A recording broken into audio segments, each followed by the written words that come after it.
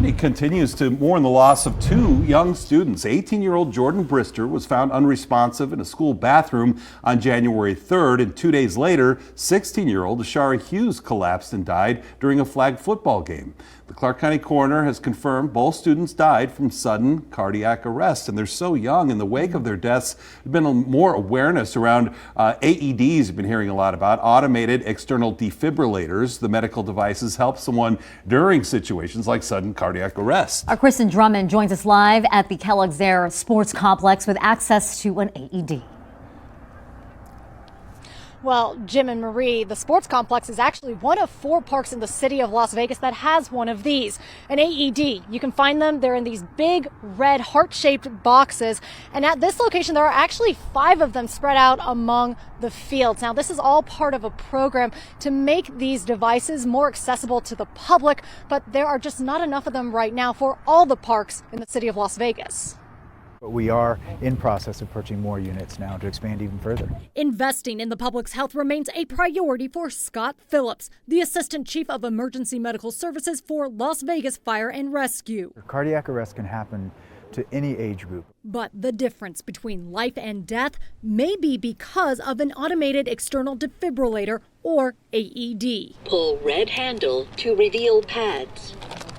Look at pictures on pad. A medical device used for cardiac arrest. Las Vegas Fire and Rescue staff demonstrating their use on Tuesday at Majestic Park. You press the button to shock, but you have to make sure nobody's touching the person. That AED is going to tell you what to do. It's going to give you instructions. The AED program started in 2017 at Kellogg Zaher Sports Complex and expanded last year to these 3 parks.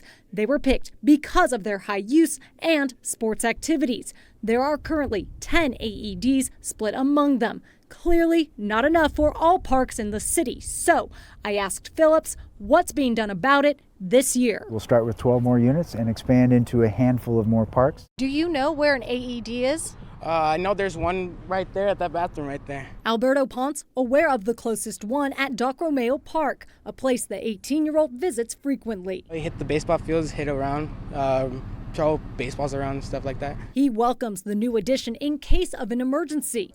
While signs inform guests where to find the devices, they're also not hard to miss. Those bright red hearts covers are really good to, you can notice it right away when you come to the park.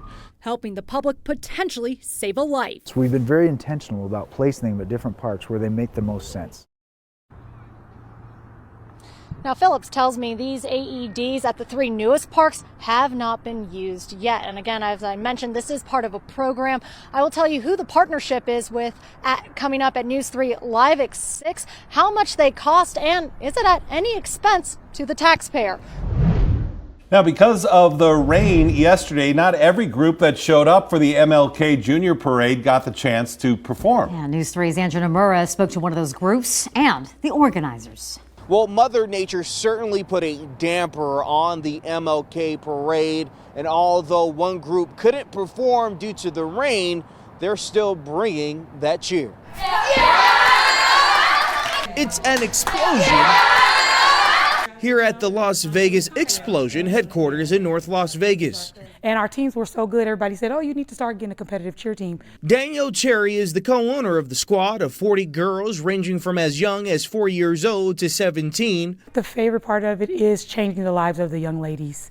You know, they could be doing anything else, especially those older ones, those teens. And since they've been around, she says more times than not, they make sure to be in the Martin Luther King Jr. Parade, especially having roots in the historic West Las Vegas. Growing up in that community, I think it's very important for us to have it, just as well as our program to kind of connect with the MLK Parade, just to kind of show that it's something different out there. Unfortunately, Mother Nature did bring something different, the rain.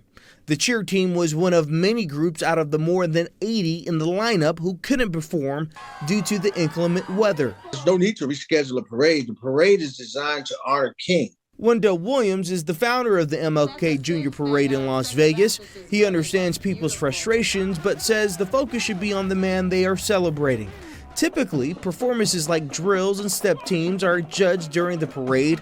Williams says the committee is looking at doing away with the competition in the coming years out of fairness. If they go to a competition, they're probably competing for 15 minutes. They have professional judges who know how to judge them. Although they weren't able to show off their moves in front of a crowd, Team Explosion showed me some.